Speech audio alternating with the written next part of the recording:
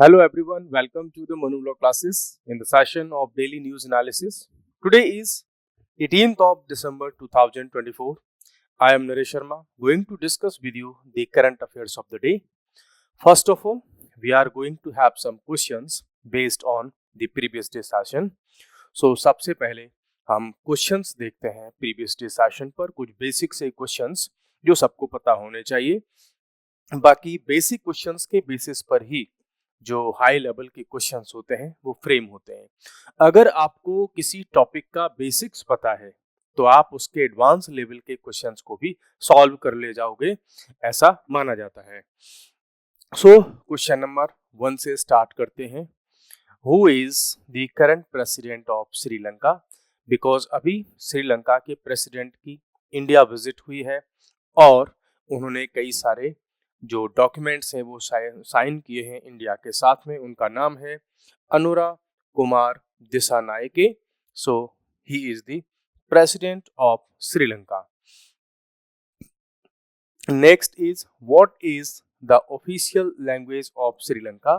तो श्रीलंका की जो ऑफिशियल लैंग्वेज है वो है सिंहला है वहाँ की लैंग्वेज, और कई बार इसको सिंघल द्वीप भी कहा जाता है श्रीलंका को। नेक्स्ट क्वेश्चन है विच ओशियन सराउंड्स श्रीलंका? तो श्रीलंका को कौन सा ओशियन सराउंड करता है? वो है आपका इंडियन ओशियन। बेसिक सा क्वेश्चन है। नेक्स्ट क्वेश्चन हमारे पास में है कि what is the official currency of Sri Lanka? जो वनडे एग्जाम्स होते हैं उनमें ऐसे बेसिक से क्वेश्चंस कई बार रिपीट होते हैं और ये मुफ्त के फ्री के मार्क्स होते हैं जो आप सबको मिलने चाहिए। ऑफिशियल करेंसी की अगर हम बात करें तो ये है वहाँ का श्रीलंकन रुपीज, जिसको हम कहते हैं Sri Lankan rupees. Next fifth number question पे चलते हैं। What instrument is Ustad Zakir Hussain renowned for playing? अभी रिसेंटली उस्ताद जाकिर हुसैन सर की डेथ हुई है, तो ऐसी जो पर्सनालिटी बेस्ड क्वेश्चंस होते हैं वो भी एग्जाम में आते हैं और वो तबला के प्लेयर थे।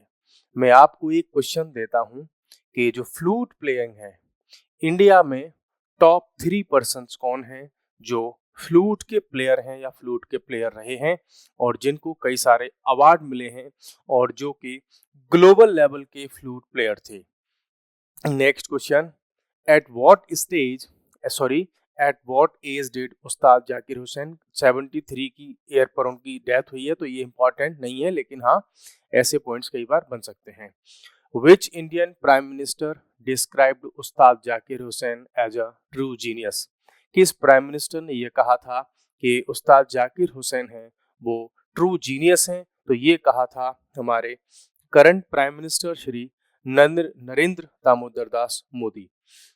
Next question, how many Grammy awards did Ustad Zakir Hussain win during his life time?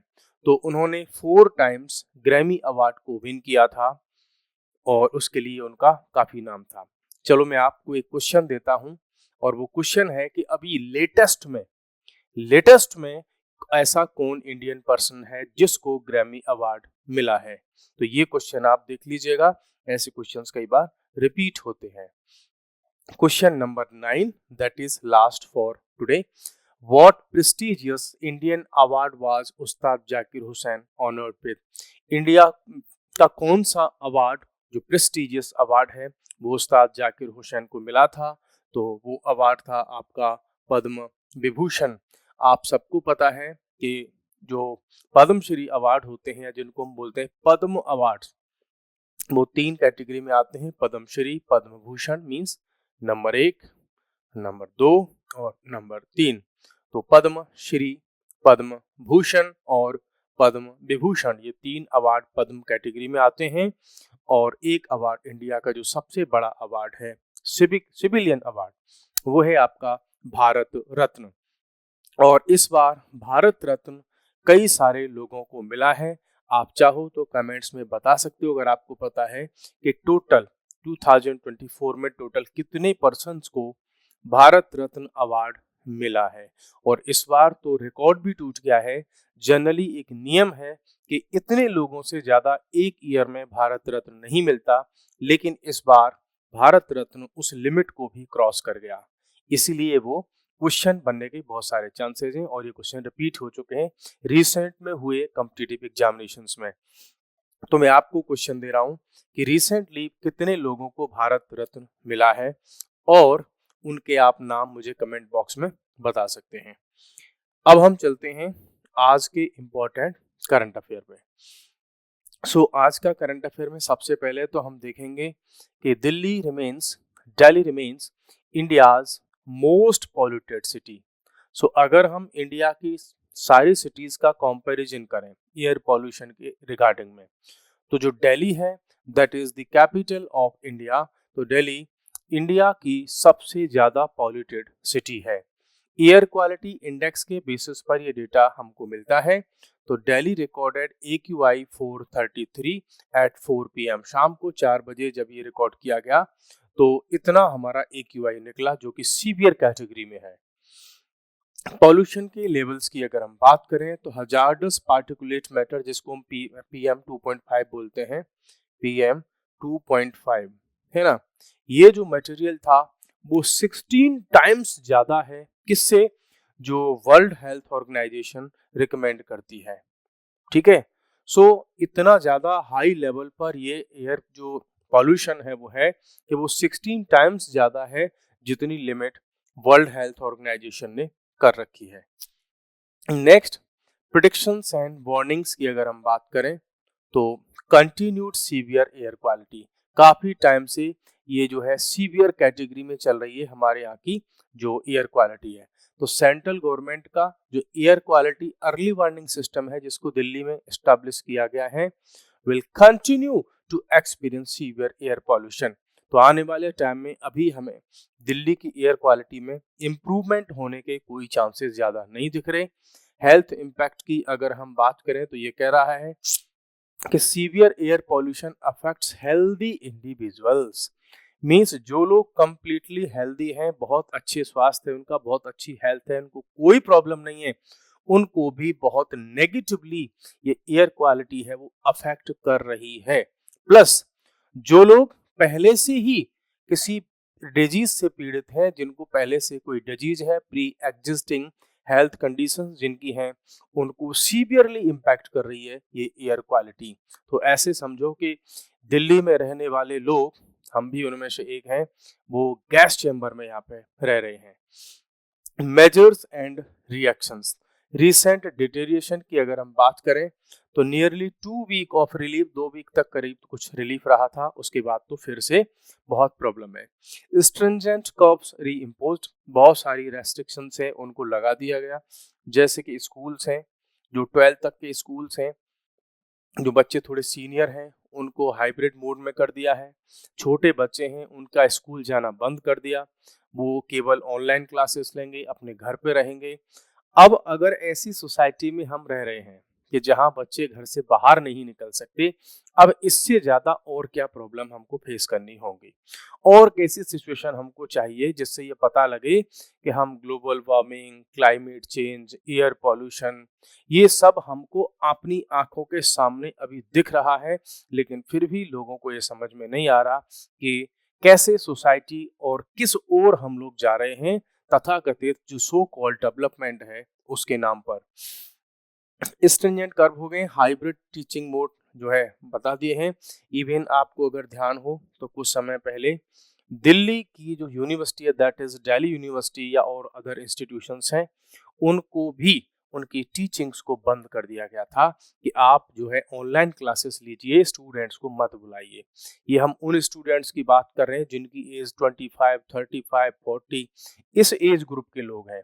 तो छोटे बच्चे जो 5 वीक्स के हैं, 1 ईयर के हैं, उन बच्चों के लंग्स पर कितना इम्पैक्ट इसका पड़ रहा होगा आप अंदाजा नहीं लगा सकते। नेक्स्ट एक और न्यूज पर चलते हैं हम। डोभाल इन बीजिंग, तो जो मिस्टर अजीत डोभाल हैं वो बीजिंग में पहुंच चुके हैं और स्पेशल रिप्रेजेंटेटिव्स की जो हमारी और चाइना की जो मीटिंग्स होती हैं, उस मीटिंग के लिए मिस्टर अजीत डोभाल वहां पर पहुंच चुके हैं। आपको शायद एक फैक्ट पता नहीं होगा कि जो मिस्टर अजीत डोभाल हैं वो पहले IPS ऑफिसर हैं जो नेशनल सिक्योरिटी एडवाइजर बने हैं। और ठीक है, अदरवाइज इससे पहले जो आईपीएस ऑफिसर थे वो नेशनल सिक्योरिटी एडवाइजर नहीं बनते थे, इंडियन फॉरेन सर्विस के लोग थे वो बनते थे। कंटेक्स्ट की अगर बात करें तो नेशनल सिक्योरिटी एडवाइजर जो है बीजिंग में पहुंच चुके हैं और वहां पर होगी India China special representative talk. तो ये हमेशा से होती चली आई है, ये होने वाली है। और ये इम्पोर्टेंट इसलिए हो जाती है कि लास्ट 4 इयर्स में इंडिया और चाइना के रिलेशंस में काफ़ी डाउनफॉल आया है। क्या डिस्कशन होने वाले हैं? ये जो मीटिंग है 23rd टाइम होने जा रही है। इट मीन्स ये काफ़ी टाइम से चलने वाली मीटिंग है, तो ये रेगुलरली चलती रहती है। तो 23rd राउंड ऑफ टॉक है और यहाँ पर इंडिया की तरफ से होंगे मिस्टर डोवाल और चाइना की तरफ से होंगे वहाँ के फॉरेन मिनिस्टर जिनका नाम है वांग यी। तो याद कर लेना, ऐसे क्वेश्चंस कई बार बनते हैं कि कौन चाइना का फॉरेन मिनिस्टर था जिसके बाद में डायलॉग हुआ। तो अक्टूबर 21 मींस 2021 के अक्टूबर से अगर हम देखें, इंडिया चाइना के रिलेशंस में काफी डाउनफॉल आया है। चाइना ने भी कमिटमेंट किया है कि हम इंडिया के साथ में कोऑपरेट करेंगे और वो कोऑपरेशन हमको दिखेगा भी और काफी टाइम में। अभी रिसेंट ईयर्स की अगर बात करें तो जो ब्रिक्स की समिट हुई थी कजान रशिया में, तब से थोड़े रिलेशंस इम्प्रूव हुए हैं। प्लस चाइना को भी ये क्लियर दिख रहा है कि गवर्नमेंट काफी स्ट्रांग है, काफी पावरफुल है और अब ये वो गवर्नमेंट नहीं है जो बहुत जल्दी किसी प्रेशर में आ जाए। और चाइना का बहुत बड़ा एक्सपोर्ट पार्टनर है इंडिया, ट्रेड पार्टनर है इंडिया। तो अगर चाइना कुछ भी आंखें दिखाएगा तो हम उसको इकोनॉमिकली बहुत सारी प्रॉब्लम्स उसके लिए क्रिएट कर सकते हैं। स्टेटमेंट चाइना की फॉरेन मिनिस्ट्री ने भी, वहां के स्पोक पर्सन ने भी कहा है कि हम म्यूचुअल ट्रस्ट और बायलैटरल रिलेशंस को स्ट्रॉन्ग करेंगे। इंडिया के एक्सटर्नल अफेयर्स मिनिस्ट्री की तरफ से देखें, the talks will focus on managing peace and tranquillity. Means India की तरफ से जो हमारे रिप्रेजेंटेटिव हैं प्लस चाइना की तरफ से जो रिप्रेजेंटेटिव्स हैं, उनके बीच जो बातचीत होगी उस सब का फोकस होगा कि इंडिया का जो मैनेजिंग पीस एंड ट्रैंक्विलिटी, कि हमारी और चाइना की, मींस इंडिया चाइना के रिलेशंस में जो पीस है वो बनी रहे, ट्रैंक्विलिटी है वो बनी रहे। इसके बाद हम डिस्कस करेंगे एक editorial article from the Hindu और ये आर्टिकल काफ़ी इम्पोर्टेंट है। और यहाँ इस आर्टिकल का ओवरव्यू ये है कि इन्होंने इंडिया के एजुकेशन सिस्टम में, स्पेशली जो हायर एजुकेशन सिस्टम है, उस पर बहुत सारे क्वेश्चन मार्क्स रेज किए हैं, उसमें कुछ इश्यूज को बताया है और कुछ रिकमेंडेशंस भी दी हैं कि इंडिया के हायर एजुकेशन सिस्टम में कहाँ कहाँ पर प्रॉब्लम्स हैं और कैसे वो नेशनल एजुकेशन पॉलिसी 2020 उसको कैसे, मींस जो है उसके लिए प्रॉब्लम है और कैसे हमें उसको इम्प्रूव करना चाहिए। इनका इस आर्टिकल में जो मेन फोकस है वो है क्लासरूम। क्लासरूम क्या, उसमें स्टूडेंट्स और फिर टीचर्स, इनको हम जो है देखेंगे एनईपी नेशनल एजुकेशन पॉलिसी 2020 के पर्सपेक्टिव से। तो आइए स्टार्ट करते हैं, एक एक पॉइंट को देख लेते हैं। Classroom time and academic impact. यहाँ पर ये पॉइंट रेज कर रहे हैं कि इंडिया में जो एक्सेसिव क्लासरूम टाइम है वो बहुत अच्छी बात नहीं है। कैसे, ये देख लेते हैं कि भाई इंडिया के जो स्टूडेंट्स हैं हायर एजुकेशन में, है ना, वहां पर क्लास के अंदर जो स्टूडेंट बैठ करके उसको टीचर टीच करते हैं, पढ़ाते हैं, ये अपने आप में एक प्रॉब्लम है कि वहां पर बच्चों को ज्यादातर टाइम क्लास में रखा जाता है। जबकि यूरोपियन और नॉर्थ अमेरिकन इन यूनिवर्सिटीज को देखें तो वहां पर बच्चों को बहुत लंबे टाइम तक क्लास में बिठाने का सिस्टम नहीं है। जैसे इंडियन स्टूडेंट्स का एग्जांपल लेते हैं कि इंडियन स्टूडेंट एक सेमेस्टर में उसको कम से कम 5 सब्जेक्ट लेने होते हैं, जबकि इन 5 सब्जेक्ट पर, एक सब्जेक्ट पर 4 आवर्स अ वीक देना होता है। तो एक वीक में 20 आवर्स उसको क्लासरूम में बैठना होता है। जबकि इसी को अगर हम कंपेयर करें नॉर्थ अमेरिका और यूरोपियन यूनियन से, तो वहां पर एक स्टूडेंट को 4 ही सब्जेक्ट लेने होते हैं एक सेमेस्टर में और 3 आवर्स की लेक्चर्स की रिक्वायरमेंट होती है एक सब्जेक्ट पर। तो अराउंड 12 आवर्स ही उसको क्लास में देने होते हैं। तो वहां पर 12 आवर्स स्टूडेंट को बैठना है क्लासरूम में, जबकि इंडिया में मिनिमम 20 आवर्स उसको क्लास में बैठना है स्कूल, अपने कॉलेज के क्लासरूम में। बाकी आप सब लोग ये भी जानते होंगे कि 1 घंटे की अगर 1 आवर की क्लास होती है तो आपको कई बार पूरे-पूरे 1-1 आवर बैठा रहना पड़ता है और फैकल्टी आते ही नहीं है। तो कहने को हमें 20 आवर्स हैं, लेकिन कितने सारे आवर्स स्टूडेंट्स के वेस्ट होते हैं इस वजह से कि कभी फैकल्टी नहीं आते, और कभी फैकल्टी आते हैं तो वो फ़ोन पे लगे रहते हैं या वो कहीं चले जाते हैं अदर काम से, या लास्ट मोमेंट पर क्लास कैंसिल हो जाती है, या वो किसी अदर एडमिनिस्ट्रेटिव वर्क्स में लगे रहते हैं। अब इस सब का इम्पैक्ट क्या होता है? ये कहते हैं कि इंडिया में जो 20 आवर्स लगे हुए हैं, जबकि यूरोपियन कंट्रीज में कितने हैं? 12 आवर्स। तो ये कह रहे हैं कि इस सब की वजह से बहुत सारी चीजें इम्पैक्ट होती हैं, जैसे सेल्फ स्टडी। तो स्टूडेंट्स को सेल्फ स्टडी के लिए टाइम नहीं मिलता, उसको रीडिंग के लिए टाइम नहीं मिलता, वर्किंग ऑन असाइनमेंट्स ये सब कुछ नहीं मिलता। तो अल्टीमेटली क्या होता है, वो ऐसे कामों में कि टीचर का वेट करते हुए या क्लास में बैठ करके बोर होते हुए वो हो जाता है एग्जॉशन, थक जाता है सारे दिन स्टूडेंट, और उसकी जो लर्निंग है वो रिड्यूस्ड हो जाती है। आप बताओ इसमें से कितने लोग इस बात से एग्री करते हैं कि ऐसा आपकी क्लासेस में, आपके कॉलेजेस में या आपके स्कूल इंस्टीट्यूट में होता है, या जब आप स्टडी करते थे तब होता था? एक्चुअली में ये प्रैक्टिकल बात उन्होंने की है। Increased classroom time reduces the feasibility of continuous assessments, means हम स्टूडेंट को क्लास में तो बहुत लंबे समय तक बिठा रहे हैं और सेमेस्टर में एक बार एग्जाम करा रहे हैं, जबकि पूरे वर्ल्ड में जो टॉप क्लास के इंस्टीट्यूशंस हैं वहां पर जो असेसमेंट है, मीन सेमेस्टर एग्जाम क्या है? असेसमेंट। हम एक बार सेमेस्टर एग्जाम करा लिया, बात खत्म हो गई, एग्जाम दो, पास हो के अपने घर जाओ भाई, बस। लेकिन एग्जामिनेशन कैसा होना चाहिए? Continuous assessment. मींस मैं तो कह रहा हूं, या एक्सपर्ट्स कहते हैं कि एक सेमेस्टर में कम से कम 3 बार एग्जाम लीजिए, जिससे कि स्टूडेंट को इम्प्रूव करने का टाइम मिले, टीचर को भी पता चले कि स्टूडेंट में कहाँ प्रॉब्लम है।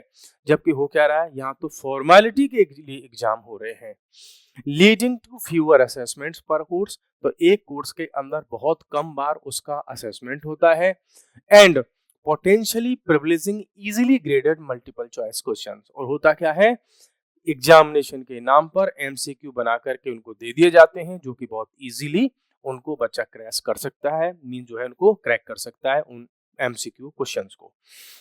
जबकि अगर रियली में स्टूडेंट का हमको असेसमेंट करना है तो उसके लिए रिफ्लेक्टिव टाइप के क्वेश्चंस होने चाहिए, जैसे कि रिफ्लेक्टिव एसेज। एसेज लिखवाओ उनसे, है ना, कॉम्प्लेक्स एनालिटिकल क्वेश्चंस दो उनको, जिससे कि वो आंसर लिख करके दिखाएं।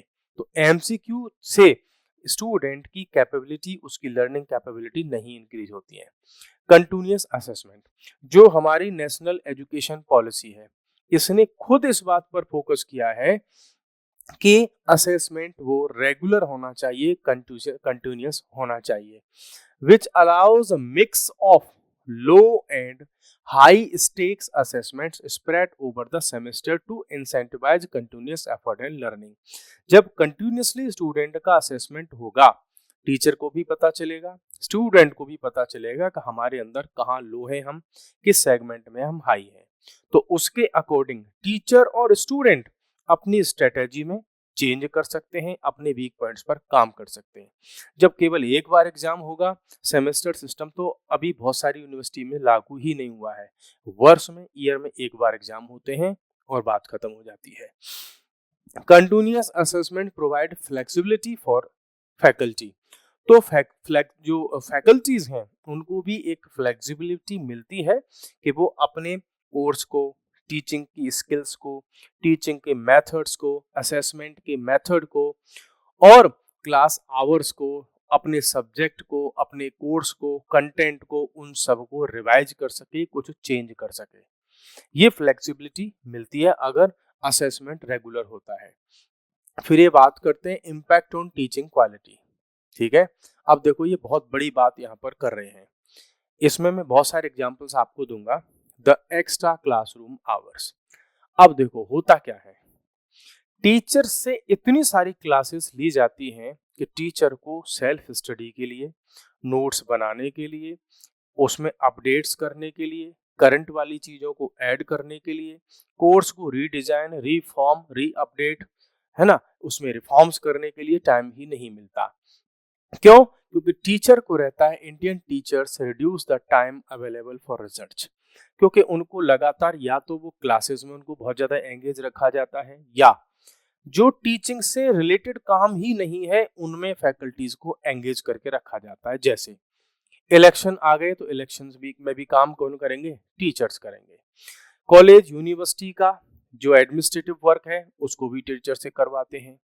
बहुत सारे ऐसे काम होते हैं जो टीचर से करवाए जाते हैं, तो फिर टीचर को, फैकल्टी को रिसर्च करने के लिए टाइम नहीं मिलता, कोर्स को रिवाइज करने का टाइम नहीं मिलता, डेवलपमेंट ऑफ न्यू कोर्सेज कि मार्केट में क्या चल रहा है उसके अकॉर्डिंग उसको पता ही नहीं चलता, तो फिर वो जैसा कोर्स चल रहा है वैसा चलता रहता है। क्रॉस डिसिप्लिनरी कोलेबोरेशंस, तो फिर टीचर को ये भी नहीं मिलता कि भाई अदर सब्जेक्ट के टीचर से बात कर सकें, अदर कोर्सेज को देख सकें, अदर यूनिवर्सिटी के कोर्सेज को देख सकें और ये चेक कर सकें, कंपेयर कर सकें कि हमारी यूनिवर्सिटी का कोर्स और ऑक्सफोर्ड यूनिवर्सिटी या किसी अदर यूनिवर्सिटी के कोर्स में क्या डिफरेंसेस हैं। तो उनको तो टाइम मिलता ही नहीं है, तो टीचर की भी मजबूरी हो जाती है कि वो फिर क्या करते हैं, जो है उसको फिर पढ़ाते हैं।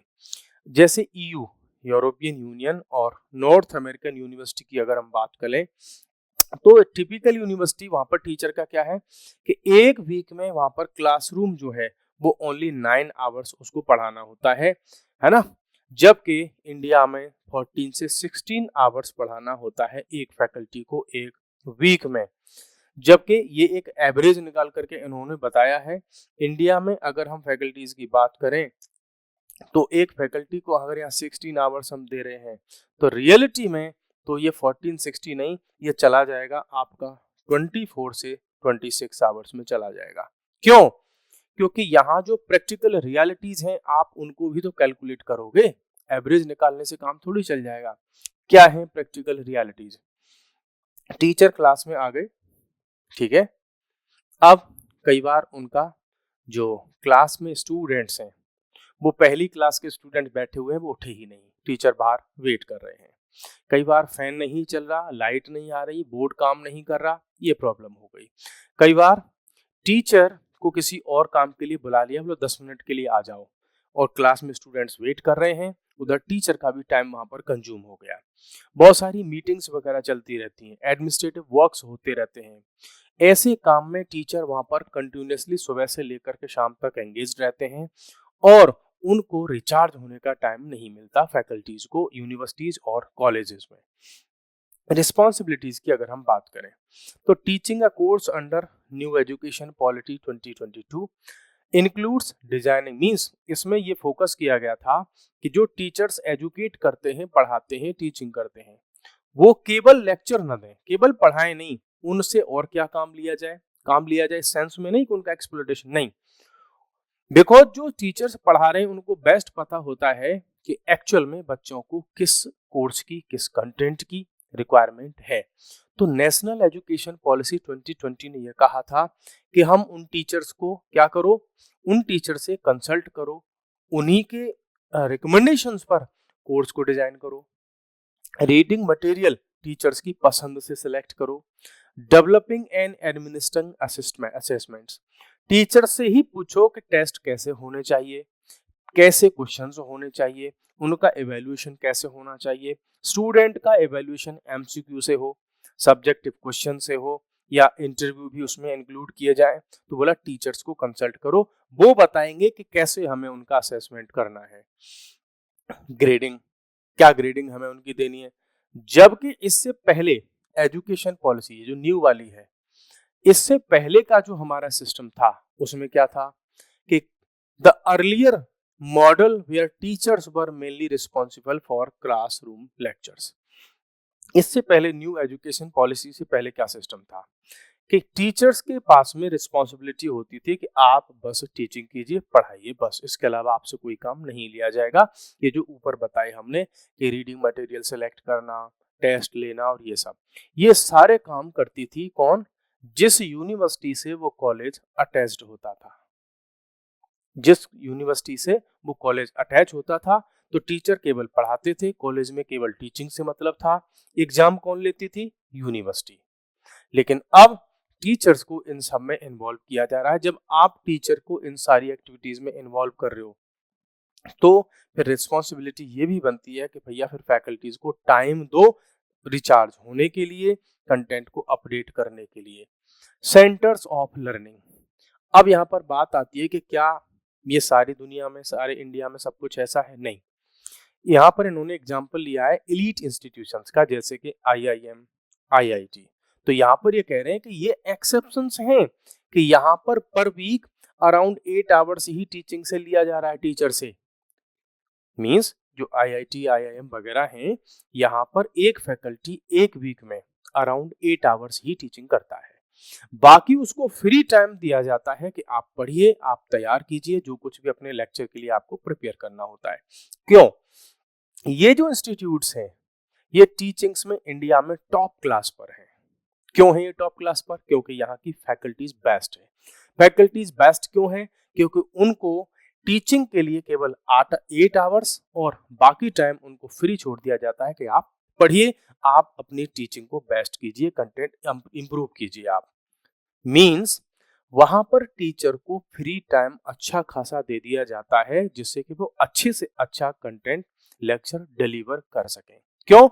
क्योंकि यहाँ की ये जो इंस्टीट्यूट्स हैं ये जानते हैं कि अगर कोई टीचर 1 आवर कहीं पर लेक्चर लेगा तो उसको मिनिमम 4 आवर्स उस लेक्चर के लिए खुद देने होते हैं। 3 से 4 घंटे उसको खुद पढ़ना होता है, तब उसका लेक्चर 1 आवर के लिए प्रिपेयर होता है। तो जो नॉलेज वो 4 आवर्स में अपने अंदर उतारता है वो 1 आवर में ही खत्म हो जाती है। ठीक है? तो यहाँ पर ये कह रहे हैं कि तो यार ये तो अच्छी बात है, अगर आईआईएम आईटी में हो रहा है तो बहुत अच्छी बात है। लेकिन क्या ये बताओ आप कि इंडिया की जो बल्क मास है, जो यूथ है, क्या वो सारे के सारे लोग आईआईएम और आईआईटी में पढ़ रहे हैं? क्या सबका एडमिशन इसमें हो जाता है? नहीं। तो आईआईटी, आईआईएम में मैं कह रहा हूं इंडिया का ज्यादा से ज्यादा 3% यूथ भी जो कॉलेज में है, सारे कॉलेजेस का हम अगर 3% निकालें तो इतने भी इसमें नहीं पढ़ते।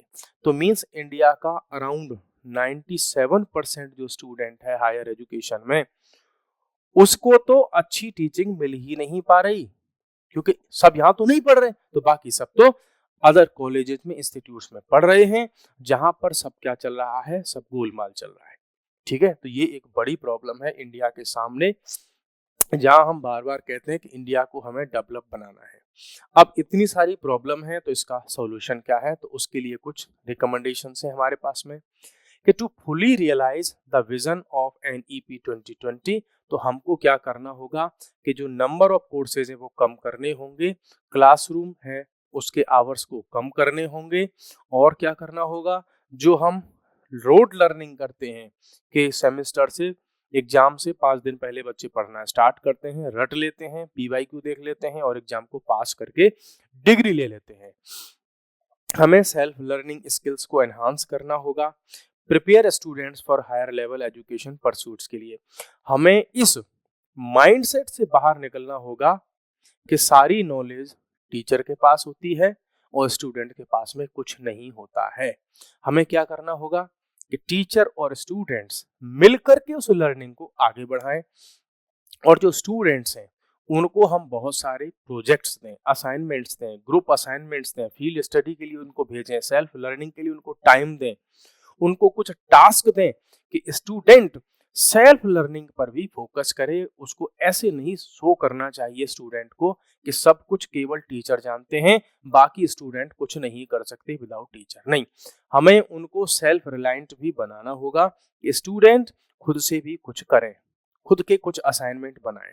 कंक्लूजन में अगर हम बात करें तो क्लासरूम जो आवर्स हैं उनको हमें कम करना होगा, ठीक है, जो कि हमारी न्यू एजुकेशन पॉलिसी के अगेंस्ट में है। हमको कुछ नई स्ट्रेटेजीज बनानी होंगी, टीचर्स को टाइम देना होगा, अपने सिलेबस, कोर्स, मटेरियल उन सबको अपडेट करना होगा, असेसमेंट का सिस्टम चेंज करना होगा कि 6 मंथ में एक बार एग्जाम ले लिया और हमारी रिस्पॉन्सिबिलिटीज फिनिश हो गई। नहीं, सेमेस्टर में आप 2 से 3 बार एग्जाम लीजिए और कम कम सिलेबस उनके पास में रखिए जिससे कि एक्चुअली में वो लर्न कर सकें।